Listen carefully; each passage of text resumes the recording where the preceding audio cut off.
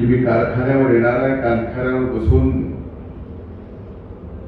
या वर्षी कारखाना चालू करण्याच्या संबंधामध्ये आपण एक बैठक करू. याच्या पलीकडे माझ्या मनात दुसरं कुठलं काहीच नव्हतं. आणि आपण या ठिकाणी आभार आणि कृतज्ञता व्यक्त करायचा कार्यक्रम घेतला. आभार आणि कृतज्ञता व्यक्त करायचं, त्याला एक योग्य कारण लागतं. तसं योग्य कारणही नाही. मिळाले काय कर्ज, मिळण्यासाठी माध्यम म्हणून मी होतो आणि कर्ज मिळण्यासाठी सुद्धा आभार मानले जाते, कृतज्ञता व्यक्त केली जाते. हे शिकावतो कुठून, तर त्या आडसकरांना आभार करून शिकावतो. ही खरी गोष्ट आहे की अनेकदा हा सहकारी साखर कारखाना अडचणीत आला. त्याला अनेक कारण असतात.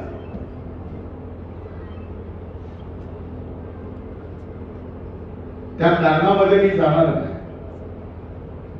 पण ज्यावेळेस शेवटच्या वेळेस हा कारखाना अडचणीत आला आणि आडसकर साहेबांनी सांगितलं की हा कारखाना आता तुम्ही घ्यावा लागतो, आणि घेताना मी सुद्धा किरायाने घेतला. आणि किरायाने घेताना उद्देश माझ्या समोर एवढाच होता की ज्या वर्षी मी हा कारखाना घेतला आणि चालवला त्या वर्षी आपल्या भागात नाही तर सर्व दूर ऊस प्रचंड अतिरिक्त झाला होता. आता आपल्या परिसरातील शेतकऱ्यांनी अतिरिक्त झालेला ऊस कुणाच्या कारखान्यावर घालावा, हा सगळा प्रसंग जर आठवला तर माझ्यासारख्या सामाजिक आणि राजकीय क्षेत्रात काम करणाऱ्या व्यक्तीला, इथला लोकप्रतिनिधी म्हणून काम करणाऱ्या व्यक्तीला स्वाभाविकच याचं उत्तर शोधल्याशिवाय झोप लागणार नव्हती. म्हणून आडसकर साहेबांची त्यावेळेस विनंती मी मान्य केली आणि हा कारखाना किरायाने चालवायला घेतला. पहिल्या वर्षी आपल्याला आठवत असेल, ज्या वेळेस व्यंकटेश्वरांनी हा कारखाना चालवायला घेतला, अतिरिक्त ऊस होता. कारखाना थोडा उशिरा चालू झाला, पण फक्त उशिरा चालू झाला हे एक कारण नाही. 29 मे पर्यंत सर्वांच्या ऊसाचं शेवटचं कांड कारखान्यात येईपर्यंत आपण कारखाना चालवला. त्यामुळं किरायाने घेतलेलं पहिलं वर्ष सुद्धा तोट्यात गेलं. तोट्यात जाणं हे माझ्यासाठी महत्वाचा विषय नाही. मी कायम आर्थिक तोट्यातच असतो.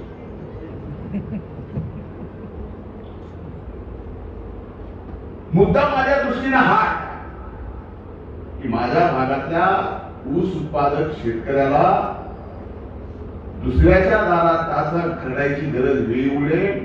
आपण इथं कारखाना उपलब्ध करून दिला पाहिजे. त्यासाठी मी किरायाने कारखाना घेतला.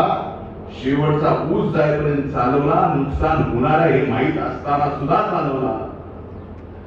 त्यावेळेस ऊस घेऊन जा म्हणून शेतकऱ्यांचे एवढे फोन येत होते.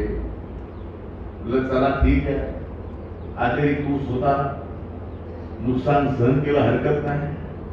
पुढच्या वर्षी परत आपण दुसरा सीझन घेतला. म्हणलं जे अतिरिक्त ऊसाच्या वेळेस लोकांचं प्रेम असतं नेताजीराव, नॉर्मल सीझन मध्ये खरं तेच प्रेम असेल या आविर्भावात आम्ही कारखाना दुसऱ्या वर्षी चालवायला निघालो. आणि ज्या वेळेस दुसऱ्या वर्षी कारखाना चालू केला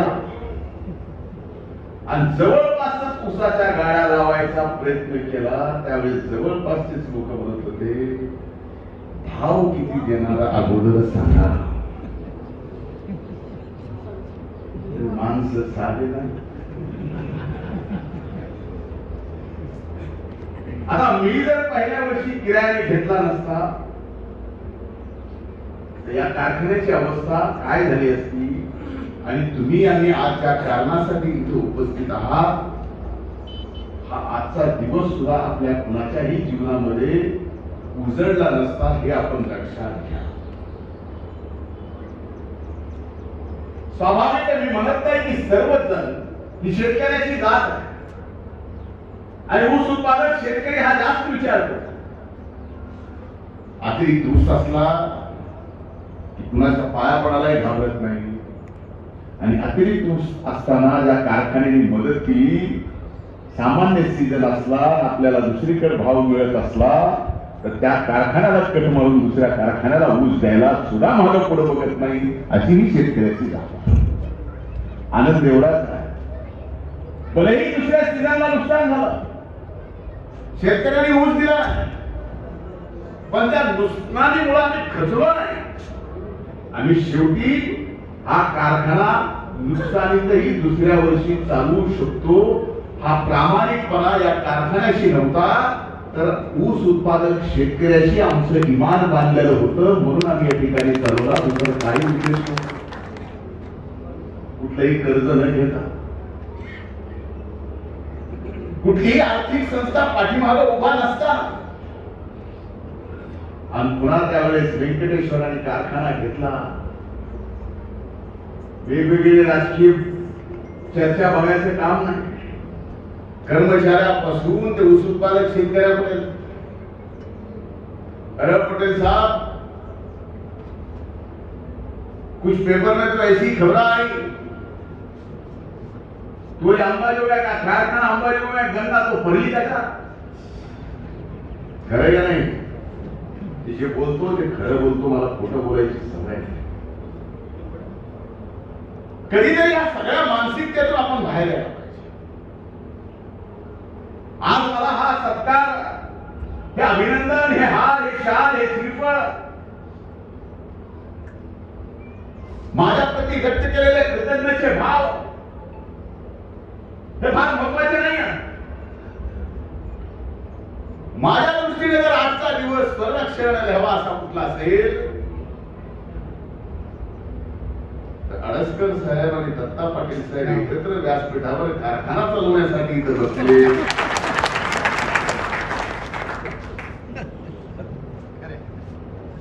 हा दिवस माझ्या आयुष्यामध्ये आपल्या सगळ्याचे सुद्धा मान्य आहे का नाही? मी जे बोललो त्याला मान्यता आहे का तुमची? एकदा हात वर करून मान्यता द्या बरं. आता नीट कारखाना चालवा. दोघांना एकच घालतो, दोन दोन घालीत नाही. ज्या वेळेस या कारखान्याला मदत देण्याच्या संदर्भातला विषय आणि या कारखान्यासोबत राज्यातल्या अनेक कारखान्याला मदत करण्याचा विषय महायुतीच्या सरकारमध्ये राष्ट्रवादी काँग्रेस पक्ष सामील झाल्यानंतर निघाला, त्यावेळेस माझ्या लक्षात आलं की आपला बीड जिल्ह्यातला जर एनसीडीसीच्या या प्रकरणामध्ये कुठला कारखाना बसू शकतो तो मोजून 2-3 कारखाने बसू शकतात. त्याच्यात अंबाजोगाई सुद्धा आहे. तर तो अंबाजोगाई बसवत असताना मी कुठलाही राजकीय विचार याच्यात केला. मी एवढीच भावना ठेवली की या भागातला एक जर उद्योग तेही शेतकऱ्याशी संलग्न असेल तर तो जिवंत राहिला पाहिजे, त्याला पुनर्जीवन मिळालं पाहिजे आणि गतवैभव सुद्धा प्राप्त करून दिलं पाहिजे.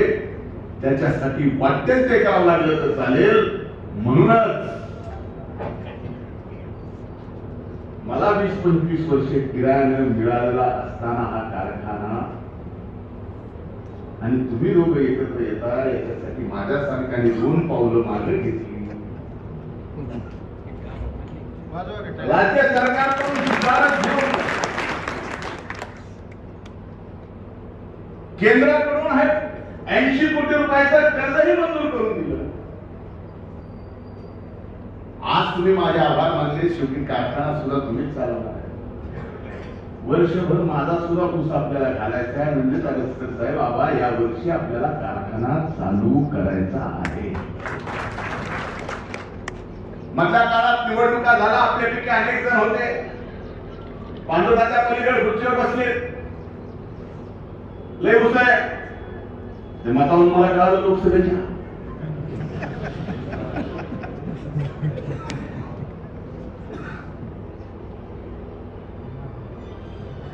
आणि अनेक जणांनी म्हणले की पुढच्या वर्षी उसाचं काय बैठका ज्यावेळेस मी घेतलं होत्या लोकसभेच्या निवडणुकीच्या अगोदर,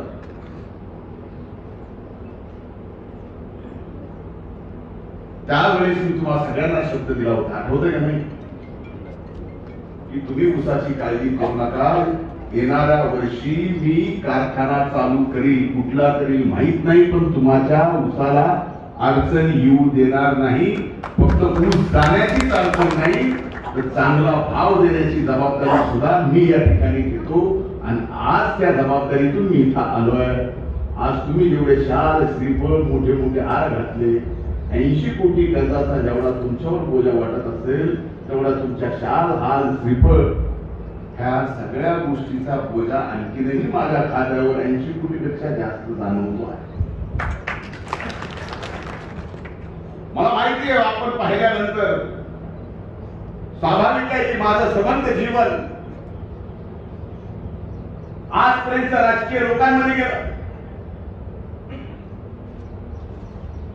मग व्यक्तिगत काम घेऊन येणाऱ्या लोकांपासून, सार्वजनिक काम घेऊन येणाऱ्या लोकांपासून, एक साधारण बैठक असणाऱ्या लोकांच्या चेहऱ्यापासून, हजारोच्या सभेपासून ते लाखोच्या सभेत लोकांच्या चेहऱ्यावर पाहिल्यावर त्यांची मानसिकता काय असते आणि आज त्यांच्या या क्षणी त्यांच्या मनात काय चाललंय हे सुद्धा माझ्यासारखा एक व्यक्ती समोर बसलेल्याच्या अनेक व्यक्तिरेखा त्याची चिकित्सा करू शकतो. आज तुमच्याकडे पाहिल्यावर कुठेतरी आपण लोकसभेच्या निवडणुकीत कमी पडलो ही भावना तुमच्या सगळ्याच्या चेहऱ्यावर मला पाहायला मिळते. टाळ्या सुद्धा वाजवणार बाबा, तुम्ही सुद्धा हसता हो भैया. पण एक सांगतो, एखादी निवडणूक हार जीत आणि त्या निवडणुकीतून भलेही माझी प्रतिष्ठा, भलेही माझी इज्जत गेली असेल, माझी इज्जत ही सार्वजनिक आहे, माझी इज्जत म्हणजे तुमची इज्जत. आणि कुणी जर समजत असेल की या निवडणुकीत माझी इज्जत गेली तर माझ्या तुमची गेली, तुमची राहील गावात सांगा एखाद्याने उठवली माझी राहील. आपण ज्यावेळेस एक राजकीय भूमिका घेऊन निवडणुका लढत असतो आणि एक राजकीय भूमिका घेऊन लढत असताना अशा पद्धतीने कधीच कुठलीच देशभरामध्ये निवडणूक होणी एवढी वाईट निवडणूक या ठिकाणी या बीड लोकसभा मतदारसंघात या ठिकाणी. त्याला कारण काय, जिम्मेदार कोण, काय वातावरण होतं, कुणी काम केलं कुणी नाही केलं, कोण सोबत राहिले, सोबत राहणं इमानदारी होती, खाली इमानदारीने सांगितलं नाही, ऐकलं नाही, हा भाग वेगळा. ह्या सगळ्या गोष्टी आहेत. पण एक लक्षात घ्या, कुठेतरी ह्या सगळ्या गोष्टी येणाऱ्या काळामध्ये आपल्याला बदलाव्या लागतील. शेवटी लीडर हा पब्लिकला लीड करत असतो. हे तुम्ही मान्य करता का? जर लीडर हा पब्लिकला लीड करत असतो, हे आजपर्यंत चालत आलं. पण ज्यावेळेस पब्लिक लीडरला लीड करते त्यावेळेस काय होतं हे मागच्या लोकसभेच्या निवडणुकीत या ठिकाणी कळून सुद्धा. आता ह्या लोकसभेत आपल्या आपल्या गावात जे काही मताधिक्य मिळाले त्याच्यामुळे तुमचा फायदा आणि नुकसान हे काय हे मला आज काही सांगता येणार नाही. शेवटी मला विचारलं तर माझा प्रामाणिकपणा या मातीशी आहे, माझं इमान या मातीशी आहे, माझी इमानदारी या मातीतल्या माणसाशी आहे, कुठल्या जाती पाती धर्माशी नाही. मी वारंवार हे करत आलो. या दिवशी मत मागायची वेळी जाती पातीचं राजकारण करून मत मागायची वेळी त्या दिवशी मी मताचं राजकारण करणार नाही. मी घरी बसून समाजकारण करील, पण कुठल्या निवडणुकीला करणार. पण कुठेतरी तुम्ही येणाऱ्या काळात ही सगळी परिस्थिती जे काही चाललंय ती बदलण्याची मानसिकता तुम्ही ठेवणार की नाही हा विचार आपल्याला करावा लागेल. म्हणून मला आता फारसा काय लोकसभेच्या निकालाच्या या सगळ्या गोष्टीवर बोलायचं. पण एवढं सांगतो, एवढं अभूतपूर्व वेगळ्या पद्धतीचं राजकारण असताना सुद्धा फक्त 3,500 मतांनी पराभव आम्हाला पत्करावा लागतो. हा आज जरी तुमच्या समोर मी व्यक्त होत नसतो तरी एक लक्षात घ्या, आम्ही कुठेतरी काम तुम्हाला कमी पडलो का? काम करायला कमी पडलो का? समोरचा काम करायला लय जास्त होता का? समोरच्याने गावात तुम्हाला लय विकास कामं दिली होती का? समोरच्याने रोज तुमचं सुख दुःख बघितलं होतं का? समोरच्याने कुठला दवाखाना गावातला तुमचा सांगितलेला बघितला होता का? तरी सुद्धा त्याला मत का? घरी जाऊन विचार करा, आज सांगू नका. आणि आम्ही हे सगळं जे सांगितलंय रोज तुमच्या मी नसताना माझी व्यवस्था असेल. रोज मतदारसंघातल्या 150-200 लोकांना मी बोलतोय. ह्या सगळ्या परिस्थितीमध्ये उमेदवार म्हणून ताई उजव्या असताना सुद्धा पराभव स्वीकारावा लागतो. तेही अतिशय अल्प मतानं. बाकी कुणाच्या जिवारी लागला का नाही हे मला माहित नाही, पण आज तुमच्या डोळे घालून सांगतो, हो माझ्या जिवारी लागला, हो माझ्या जिवारी लागला. कारण माझ्या जवळच्या पासून गाव पातळीपर्यंतच्या सगळ्या माझ्या सहकार्याला जीवाच्या स्वतःच्या जीवाच्या पलीकडे या ठिकाणी सांभाळलं. पहिल्या वर्षी दुसऱ्या वर्षी मिळून 35 कोटी रुपये तोट्यात गेलो आळसकर साहेब. सगळा हिशोब तुम्हाला माहिती, शेवटी चेअरमन तुम्ही आहे. हे 35 कोटी नुकसान मी का स्वीकारावं? कारण ह्याला भाकर मिळत नव्हती. फक्त माझ्या भागातल्या शेतकऱ्यांनी, तो कुठल्या जातीचा, कुठल्या पंथाचा, कुठल्या धर्माचा आहे, याला ऊस जाण्यासाठी हाल त्याचे होते म्हणून आम्ही हे नुकसान स्वीकारलं. अशी आम्ही माणसं आहे.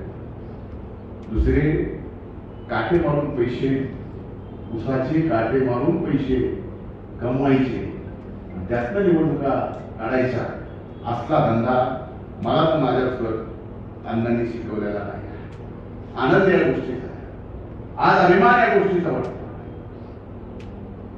स्वर्गीय डी.एन. पाटील असतील, स्वर्गीय आळसकर साहेब असतील, स्वर्गीय भगवानराव मुंडे साहेब असतील, स्वर्गीय मुंडे साहेब असतील, त्यांनी या कारखान्यावर अभिरतपणे केले. हा कारखाना त्या काळात या मराठवाड्याला मार्गदर्शक असणारा कारखाना, आणि आज हा कारखाना नुसता पुनर्जीवित करणं इतकी छोटी महत्वाकांक्षा मित्रवरी आळसकर साहेब ठेवून जमणार नाही. हा कारखाना नुसता आहे ते चालवणं इथपर्यंत मर्यादित नाही. तर हा कारखाना येणाऱ्या काळात आपल्याला फार मोठा करायचा आहे, हा निश्चय. आणि ही खूनदाट आवाज तुम्ही दोघं सगळे मिळून बांधा, तरच मी केलेलं जे श्रम आहे त्याचं फळ मिळालं मी असं समजेल. या हार शाल श्रीफळी तुम्ही एकदा याला हार घाला, शाल टाका, झालं काम. असं काही तसं केलं तरी चालेल, पण कारखाना मोठा झाल्यानंतरच माझ्या भागातील ऊस उत्पादित शेतकरी सुद्धा मोठा होईल. आणि आपण शब्द दिला, खिशातला चहा घेऊ, घरची भाकर खाऊ, कारखान्याला कसलीही आर्थिक अडचण आम्ही येऊ देणार नाही. इमानदारीपूर्वक कारखाना आपण चालू. तुमच्या दोघांसोबत चालवायला मी सुद्धा आहे, मागू नाही, मी सुद्धा आहे. लागेल का नाही मला माहित, पण असं आणखीच कर्ज पडलं तर लागलं का नाही? लागलं तेव्हा तर लागेल का नाही? बरोबर आहे ना बापू? तेव्हा लागेल.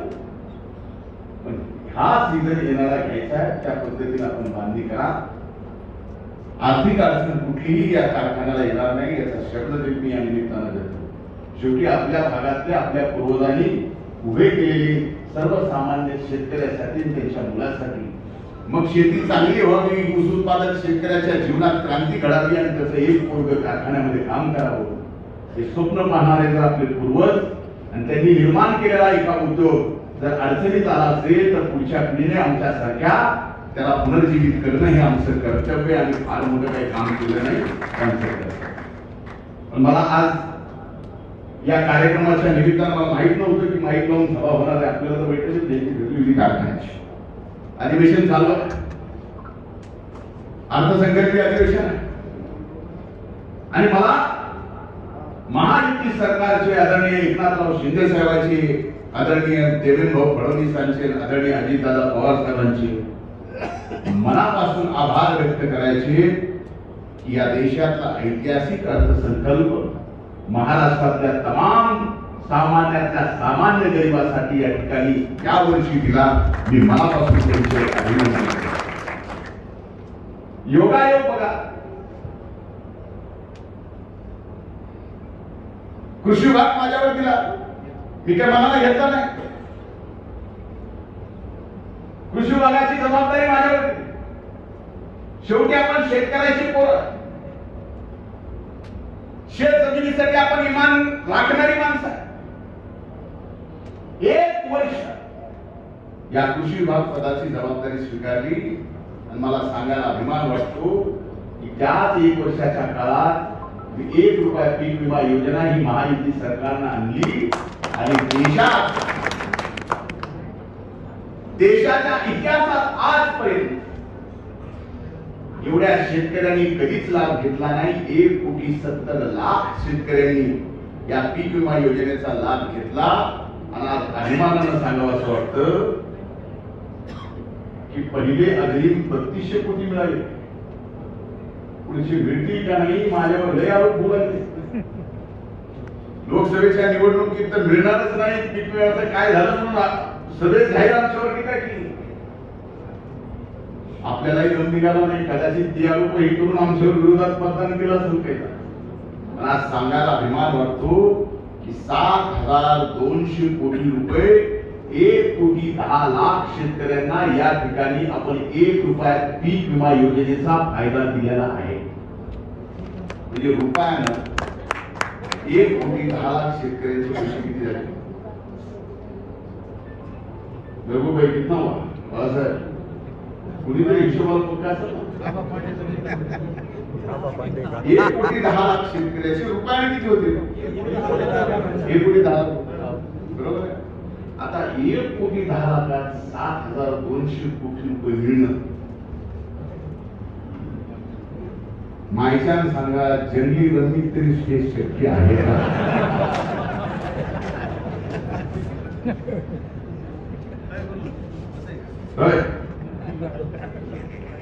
आपल्याकडे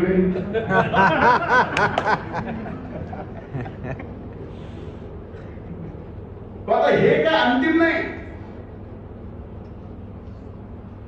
जवळजवळ 8,000 कोटी रुपये मिळतील. आपल्या जिल्ह्याला पहिल्या टप्प्यात अग्रिम मध्ये 241 कोटी रुपये मिळाले.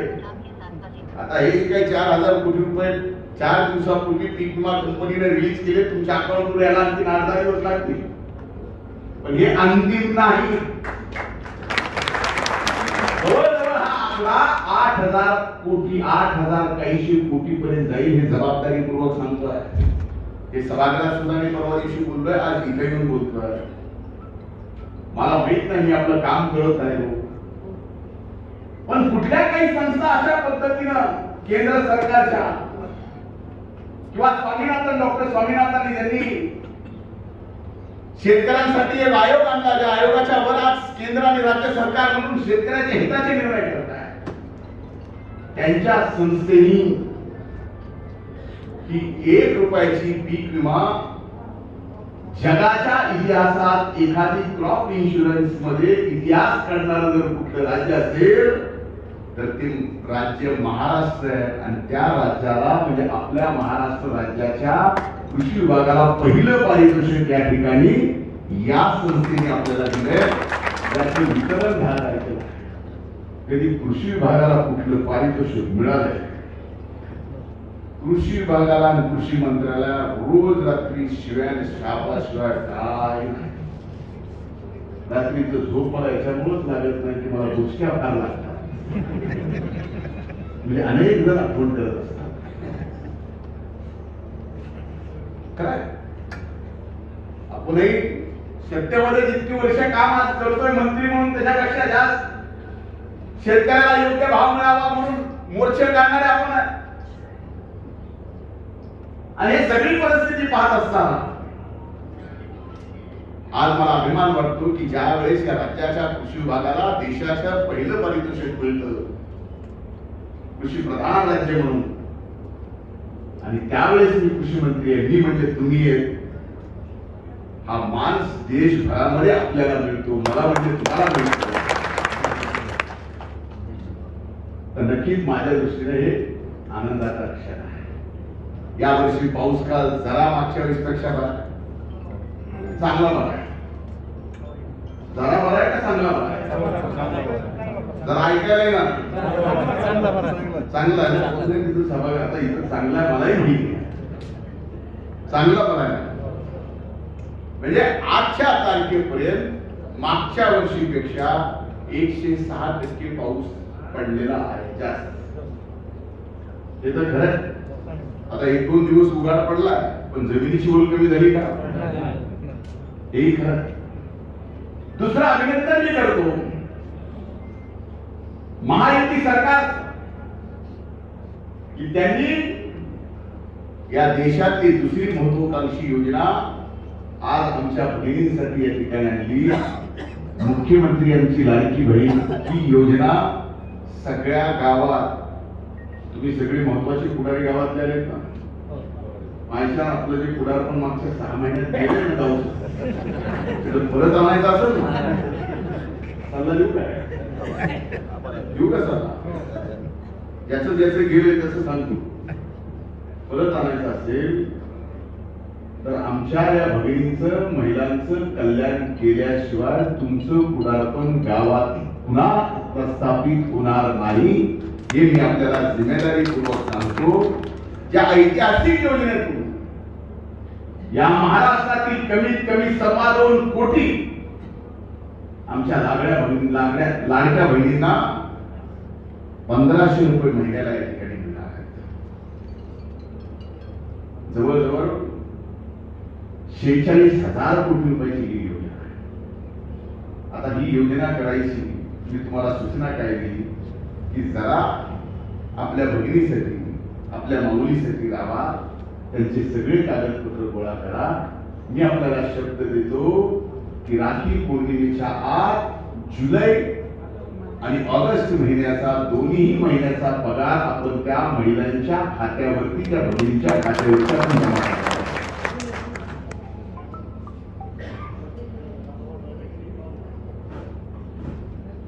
मी सार्वजनिक जीवनामध्ये काम करत असताना मोफत शिक्षण आपल्याला माहिती आहे, कुठं फीस लागत नाही, पण आता ज्या तांत्रिक शिक्षणासाठी फीस आपल्या मुलींना लागायची, मग इंजिनिअरिंग असेल, डिप्लोमा असेल, पॉलिटेक्निक असेल, MBBS असेल, आपल्या भगिनींच्या या फीसची सबंध जबाबदारी आता राज्य सरकारनं घेतलेली आहे।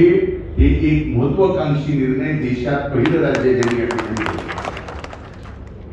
याचबरोबर शेतकरी म्हणायचे लाईट का बिल पहिले आपल्याकडे बिल पहिले भरायचं,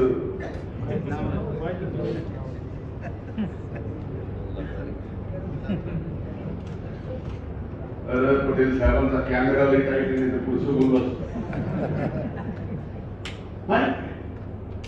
म्हणून मागचं द्यायचं काय? एवढा मोठा निर्णय केल्यावर तो मोठ्या मनानं स्वीकारा। आणखी जात पात धर्म आणि आपल्याला फक्त एकच बात आहे ती शेतकऱ्याची, जो शेतकरी उघड्या आबाळा आबाळाखाली शेती करतो। तर कुणी कुणाच्या पोटी जन्माला यायलो ते तुमच्या माझ्या कुणाच्या हातात आहे का? असं देवाला अर्ज देऊन इथं मारुती राहायला, हे मारुती देवा मोदया विषय मनाप्रमाणे जात मिळू दे, मनाप्रमाणे धर्म मिळू दे, मनाप्रमाणे फलाण्याच्या पोटी जन्माला येऊ दे, आणि लगेच देवाला ऐकलं खाली झालं तसं होतंय का? आपली जात कर्मानं काय शेतकरी, आता शेतकऱ्यांना मागचं लाईट बिल द्यायचं नाही आणि पुढचं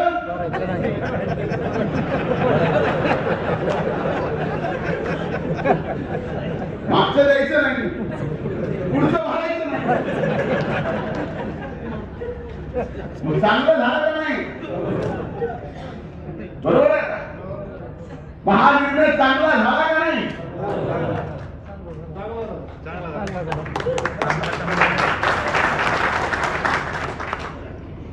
नंबर 1 निर्णय. एवढंच आहे. आणखी काही जण वाटत हे सगळं बोलायला पण सगळ्या सोयीचं बोलणार.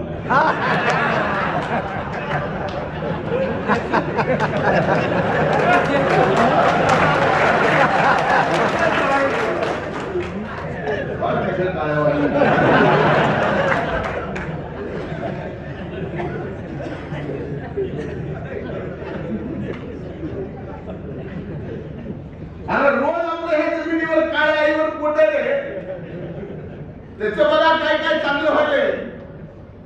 जे व्हायचंय ते होणार आहे. पण मरीच असलं तरी माझ्या भाषणाकडे कान काय ऐकायला तरसायले. एक सांगतो, जसा राजा तशी प्रजा, जशी प्रजा तसा राजा. काय पाहिजे येणाऱ्या काळात तुम्ही ठरवा. त्या गोष्टीचे सगळे निर्णय होतील. त्या गोष्टीमुळे प्रत्येकाला फायदा होईल याची गॅरंटी कोण देणार? हो, मागचं भरायचं नाही, मागचं द्यायचं नाही आणि पुढचं भरायचं नाही. हे तर तुम्हाला फायदा देणार आहे का नाही? नक्की फायदा देणार आहे का नाही? आणखी एक नगदी सांगतो. विम्याचं सांगितलं, लाईटीचं सांगितलं. मागच्या वर्षी ज्याचं सोयाबीन आणि कापूस होतं, अतिशय वाईट दुष्काळाला आपण सामोरं गेलो. एक तर 25-28 दिवसाचा आपला पाऊस न पडण्याचा गॅप, ज्याच्यामुळे 25% अग्रिम आपल्याला मिळालं. आणि नंतर जे नुकसान व्हायचं ते त्या 25 दिवसात पहिल्यांदा सुरुवातीला झालं. आणि नंतर उत्पन्नामध्ये लगेच घट झाली. ती 1 रुपयाच्या इन्शुरन्स मध्ये भरून निघाली. तुमची हिशोबा सांगतो शेतकऱ्याला, निघाली की नाही भरून उत्पन्नातल्या घटाची. आता उत्पन्नाच्या घटातली भर ही क्रॉप इन्शुरन्स कंपनीने 1 रुपया तुम्हाला भरून दिली. आता राहिला विषय, बाजारात आपला माल गेल्यानंतर एमएसपी प्रमाणे आपल्याला भाव मिळाला नाही. ते भाव खाली पडले म्हणून झालेले जे नुकसान आहे ते नुकसान भरून काढण्यासाठी राज्य सरकारने आणि कृषी विभागाने सांगितलं की सोयाबीन उत्पादक शेतकऱ्याला हेक्टरी 5,000 रुपये, कापूस उत्पादक शेतकऱ्याला हेक्टरी 5,000 रुपये, मर्यादा 2 हेक्टरापर्यंत. आता तर भागलं का नाही? भागलं. मागच्या वर्षी भागलं का नाही? हा, नाही भागलं. द्यायचंच नाही काही नुसतं घ्यायचं. तुम्हाला निवडणुकी धंदा दिला नाही म्हणून आता मिळायला असं काय? वस्तुस्थिती ही आहे की शेवटी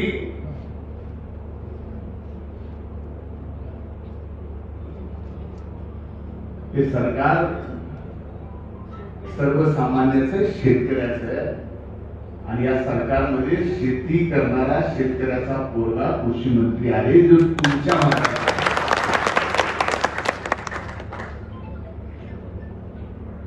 आता या कारखान्याची आर्थिक जबाबदारीपासून सगळ्या गोष्टी आपण माझ्या खांद्यावर घेतल्यास कर्जासहित.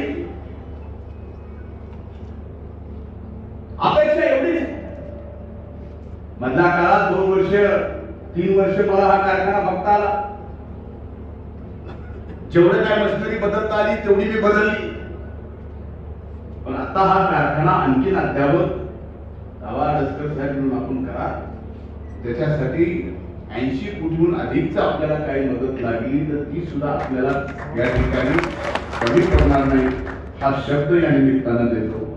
आणि खरंच सांगतो की झाल्यावर 3 महिन्यानंतर आणखी विधानसभेच्या निवडणूक.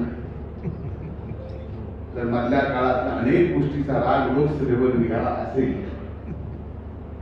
तर ठीक आहे, नसल निघाला आणखीन काढायचा असेल तर 3 महिन्याला आहेच निवडणूक. नेताजीराव कुणीतरी म्हणून गेलं की क्या हार में क्या जीत में वाजपेयी भयभीत नहीं किंचित मैं, जो भी मेरा संघर्ष पथ पे ये भी सही वो भी सही. अटल बिहारी वाजपेयी. शेवटी कायम आम्ही तुमच्या सेवेत आहोत. इमानदारी एवढीच आहे की तुमच्या सेवेत आम्ही जेवढं आहोत तेवढं कोणीच नाही याची जाणीव आपण अंतर्मुख होऊन विचार करून ठेवा. नाही तर मताची बेरीज वजाबाकी, कुठून कसे मत पाडायचे, कुठले मताचे खड्डे कसे भरून काढायचे, हे 25-30 वर्षाच्या राजकारणामध्ये अनेक अनुभव मला आले.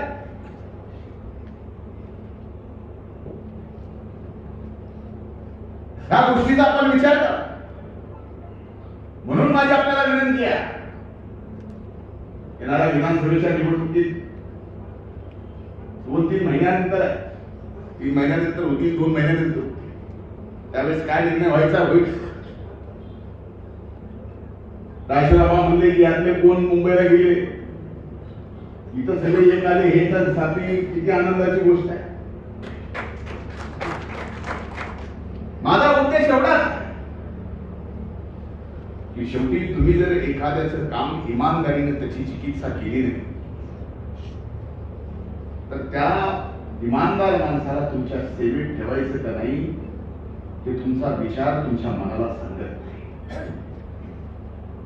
फक्त एक गोष्ट बघून, फक्त माझा जन्म दुसऱ्या जातीत झालाय आणि त्या जातीतला फक्त लोकप्रतिनिधी नसो, तू माझ्यासाठी कितीही राबला तरी असला तरी चालेल, फक्त तो माझ्या जातीचा नाही, माझ्या धर्माचा नाही, ही जर तुम्ही बघून येणाऱ्या निवडणुकीच्या काळात विचार करणार असाल तर मी आपल्याला सांगतो की युगपुरुष छत्रपती शिवाजी महाराजांनी आपल्याला जी गावगड्याची गावकुसाची संकल्पना 11 पगड जाती धर्माची घालून दिलेली घडी आहे ती पूर्णपणानं पुढच्या भविष्य काळात पिढ्या बर्बाद होती.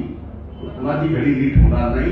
ती घडी नीट करायची वेळ ही येणाऱ्या काळात येणाऱ्या लोकतांत्रिक निवडणुकीच्या माध्यमातूनच आपल्याला वाचवावी लागेल.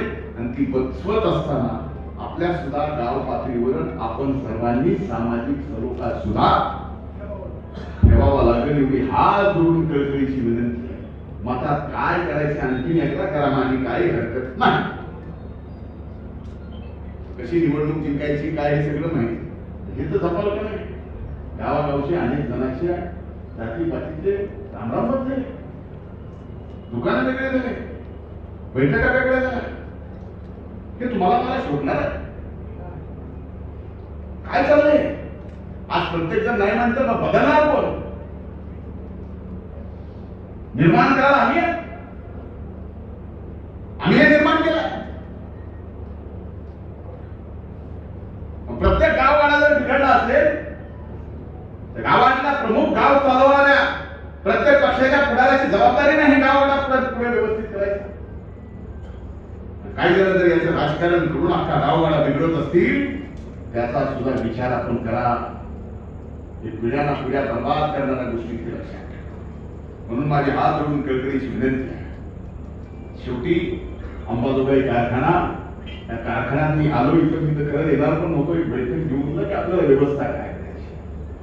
काय एखादी गोष्ट अडसकर साहेबांनी मला किरायाने चालवायला दिली, पण बापू माझा जीव कुठला ह्याच्यात काय करू, म्हणून मी यायचा आग्रह झाला. नाही तर तुम्हाला एकदा पैसे दिले, मी ह्याच्यातून अर्धा पूर्ण बाहेर निघालो, त्याच्यानंतर मला काय सांगतो तुमचे तुम्ही चालवा ना, बघा कसं चालवायचं असं म्हणलं असतो. पण एक शब्द देतला की या वर्षी हा कारखाना देऊ ना, करायचं कळते 80 कोटी या वर्षी कारखाना भलेही 1.5 लाख टन होईल. कशी 2.5 लाख तुम्ही म्हणता, तुम्ही व्यावहारिक माणसं, मला व्यवहार कधी जमला नाही. अगर मैं जिद पे आता हूं तो फिर मैं सब कुछ भूल जाता हूं और हिसाब रखने की बात आपके पास. लोकांची इच्छा आहे यावर्षी कारखाना चालू व्हावा, बरोबर आहे. म्हणजे चालू झाला पाहिजे. मला त्यांना विचारायचं तुमच्याकडे ऊस आहे का. कॉन्ट्रॅक्ट करायचं नाही तर माहीत पुसत नाही तर चालू करा आणि मुळपली तर त्याची मुळपण काय बरोबर आहे. इथं पुन्हा कोणाकडे नुसतं हातवर करा बरं. लई जण नाही, लई जण नाही, लई जण नाही. ऊसाची व्यवस्था करावी लागेल. इथं जरी थोडे असले तर खाली असतील आणखी. सगळा मेळ करून आबांच्या तोंडून जो शब्द निघालेला आहे कृषींचा त्याच्या पुढे आपण यावर्षी जाऊ. पण तुम्ही फक्त इकडे नियोजन करा. ऊसाच्या नियोजनाच्या बाबतीमध्ये या ठिकाणी नक्कीच आपण चांगलं काम करू. यावर्षी पाऊस चांगला पडलाय त्यामुळे हळूहळू आता कारखानाही चालू होणार आहे. त्यामुळे तुमचंही मन म्हणत असेल आता यावर्षी ऊस मोडलेला काय काय लावा, बरोबर आहे. ऊस लावा, पाऊस चांगला पडणार आहे, कारखाना चालू होणार आहे. यावर्षी अंबाजोगाई चालू केला आहे. पुढच्या वर्षीच्या सीझनला आणखी एक अद्यावत असा कारखाना ऊस उत्पादक शेतकऱ्यांसाठी आणि या भागातल्या सुशिक्षित बेरोजगारांच्या रोजगारासाठी उभा करून देण्याचं वचन मी या निमित्तानं या ठिकाणी आपल्या मतदारसंघात शेजारी शिवशेजारी अडसकर त्या ठिकाणी आपण पुढच्या वर्षी चालू करण्याचं काम आपण आता चालू करतोय. पण पुढच्या वर्षी ते सुद्धा कारखाना चालू होणार आहे. त्यामुळं ऊस उत्पादक शेतकऱ्यांनी चिंता करायची नाही. दुष्काळ पडल्यावर मदत करतो हेही तुम्हाला कळालंय. रुपयात विमा मिळतो त्याचे पैसे किती मिळतील हेही कळालंय. भाव पडल्यावरती त्याचे पैसे किती मिळतील हेही तुम्हाला कळालंय. म्हणजे मी शेतकरी मंत्री असेपर्यंत महायुतीचं सरकार असेपर्यंत आपण कसलीही चिंता करू नका. आणि भविष्यात सुद्धा सांगतो लोकसभेचे निकाल काही जरी लागलेले असतील प्रासंगिक आहे, प्रासंगिक आहे. आताच बघा ना निवडणुका कशा चालू विधान परिषदेच्या. कुणाचं बिघडले कुणाचं फिसकडले हे आताच कळायला लागले तुम्हाला. तुम्ही काही एवढे तुम्ही जेवढे शहाणे तेवढे आमच्यासारखे पुढारी सुद्धा शहाणे नाही. मला तेव्हा सोसायटीची निवडणूक जर झाली 3 पॅनल उभं झाली. एका पॅनल 17 उमेदवार 17 ठीक ए काका 17 ठीक 51 फुल्या त्यात 17 निवडून नशा की गावाच्या माणसाला जमतो. विधानसभेच्या सदस्याला 51 फुल्या त्याबद्दल मला जमल का? जे म्हणजे कोण छान हुशार बोलते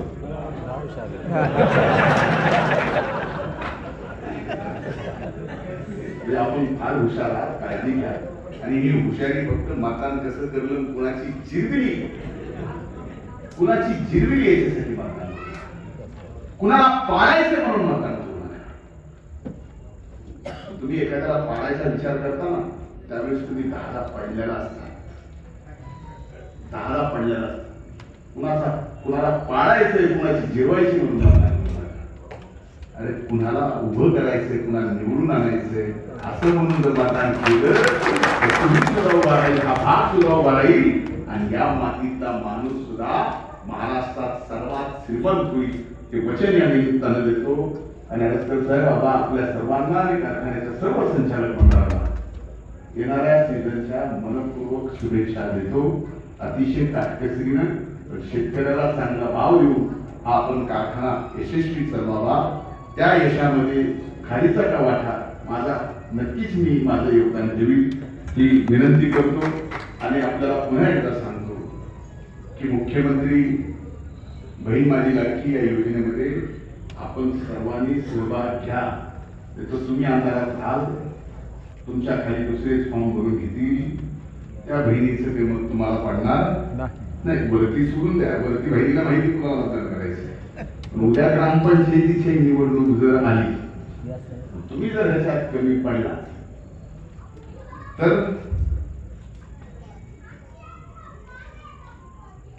गावातही काही जण असतील ना ह्याची जिरवीच पाहिजे एवढी जास्त जागे होतील एवढं लक्षात ठेवा. खूप खूप धन्यवाद. जय हिंद, जय महाराष्ट्र.